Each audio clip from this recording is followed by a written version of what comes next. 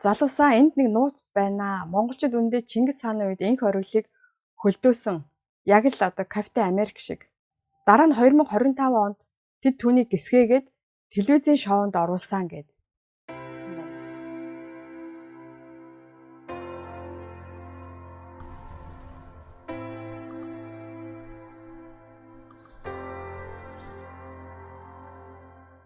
Сайн байна уу? Ирцай суугийн заяа мишиж байна.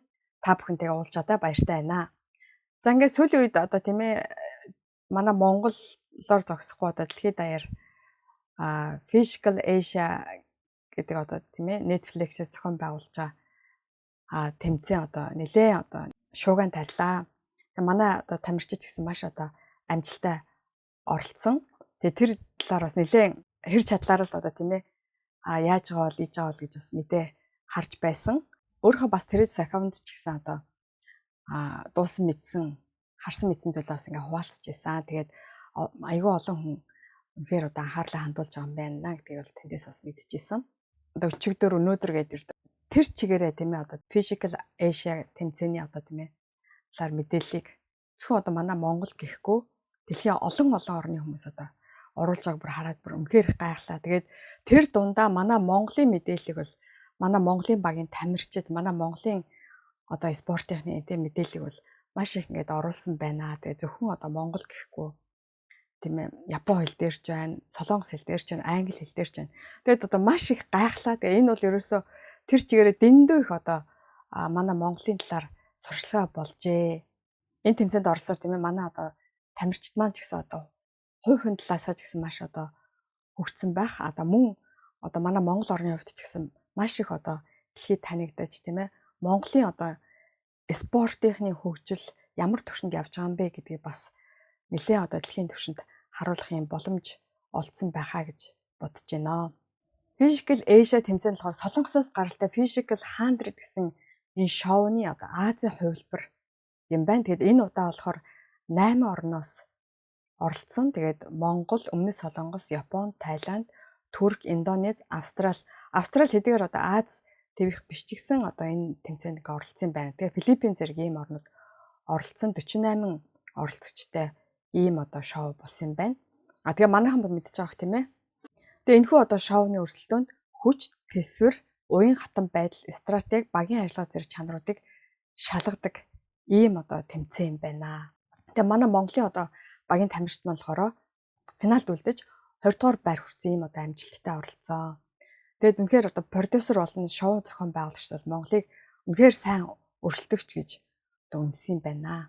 Тэгээд энэхүү шоунд болохоор Монголын спортыг олон улсын түвшинд харуулах ийм боломж гарсан байна. Дээр би Монголын талаар бичсэн байна гэсэн тийм ээ.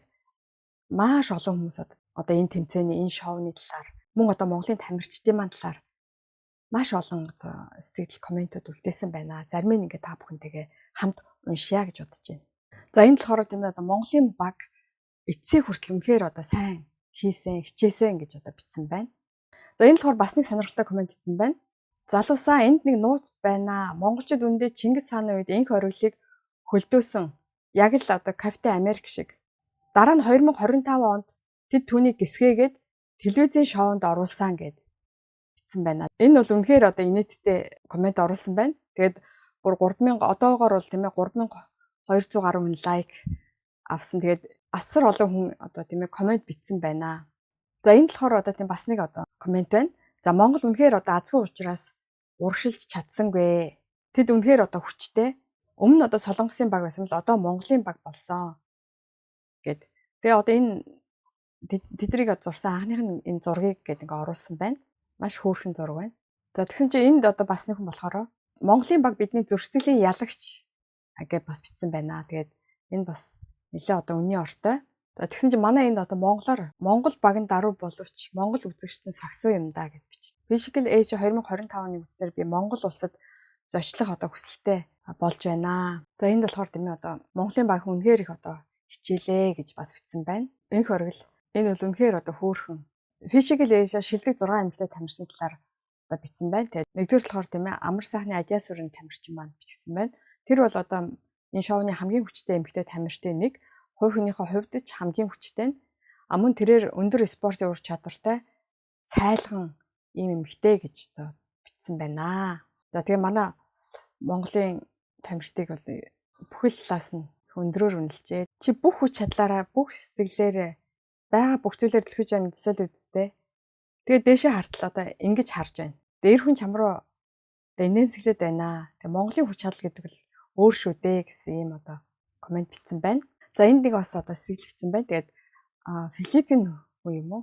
Physical Asia шоуг үзсний дараа Монгол улсад 2026 онд хүн бүрийн заавал очиж үжих ёстой газруудын жагсаалтад багтан гарцаагүй боллоо. Одоо Филиппиний паспорт эзэмшигчид Монгол улс руу визгүй зорчдог гэж бичсэн байна. Тэгээ одоо манай Монгол руу бол одоо 2026 онд бол цувж өгөх юм байна л да. За тэгээ энэ хөөрхөн хүнийг яах вэ золиг гэж бас бичсэн байна. За энэ нэг комент байна тийм ээ. Монголын тоглогчид бол энэ дэлхийдэр бол тасарсан байна. Тэсвэр төвчээр хүч чадал даруй байдал үнэхээр одоо гайхалтай. Дараагийн улирлын шоуд одоо уулзна гэж найдаж байна гэж одоо бичсэн байна тий.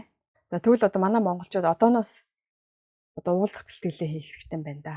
За энд нэг ийм комент явуулсан. 3 сарын визээр гараад 3 сар гараа хамаг хүн төвчээр ажлыг хийгээд ямар ч мөнгөгүй ирсэн анхны 6 монгол гэсэн комент яваад байсан. Тэгээд энэ бол айгүй маш одоо инээдэмтэй.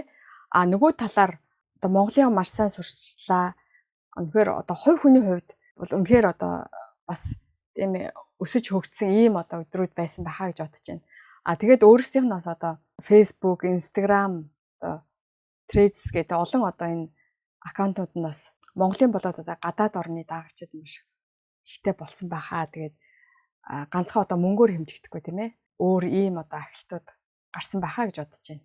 За тэгээ улсын арслан Орхон Баяр маань тийм ээ одоо багийн ахлагч байсан тийм ээ. Нэг имийг ойлгосон бид дэлхийн тамирчдаас нэг их дутаад байх юм байхгүй юм байна. Бэлтгэл сургуулилт тэсвэр төвчээр ямар ч төрөл дээр үзэхэр юм байна л гэж бодсон гэж бичсэн байна. Тэгээд энэ бол үнэхээр одоо үнэн байхаа. Шигшээ 3 багийн хувьд миний одоо сэтэл үнэхээр одоо хөдөлсөн зүйл бол тийм ээ. Тэдний спортлог зан чанар байсан. Тэмцээнд шудраг ёс хүндэтгэл ялтад ихэмсэг биш ялагдaltaа сэтгэлээр унахгүй үнэхээр одоо сэтгэлийн хаттай байсан. Өмнө Солонгосын баг талбай дээр давуу талтай байсан ч Япон, Монголын багууд бүх хүчээр дайчлан хизээч бууж өгөлгүй ялагдлыг даван тууллаа гэж бичсэн байна. Тэгээд мэдээж одоо би хятад хэл мэдэхгүй. Гэхдээ энийг одоо Google Translate-аар харлаа. За тэгээд үнэхээр одоо солонгос шоу контентыг бас л тултал сайн их юм аа. Тэгээд үнэхээр том сурталчилгаа боллоо.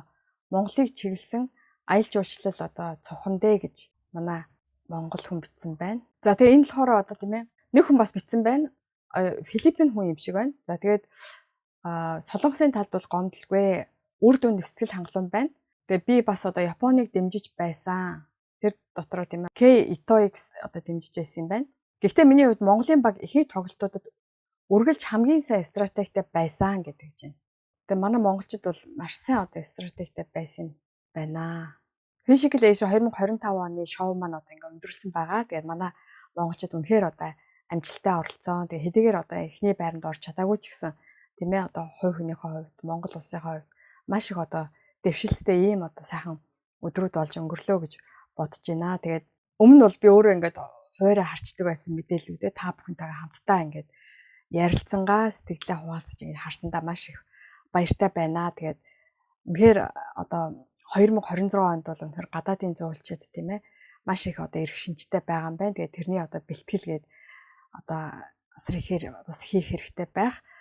Мөн одоо дараагийн тийм тэмцээнд дараагийн одоо шоунд Монгол тамирчдыг хармаараа монголчуудыг хармаар байна гэсэн хүмүүс маш их байгаа байна гэж би одоо ойлголоо. Тийм учраас одоо манай Монголын зүгээс ч гэсэн одоо бэлтгэл ажилдаа бас орох болов уу гэж бодож байна. Тэгээд тэгэхээр одоо энэ бичлэгтээ хамт байсан.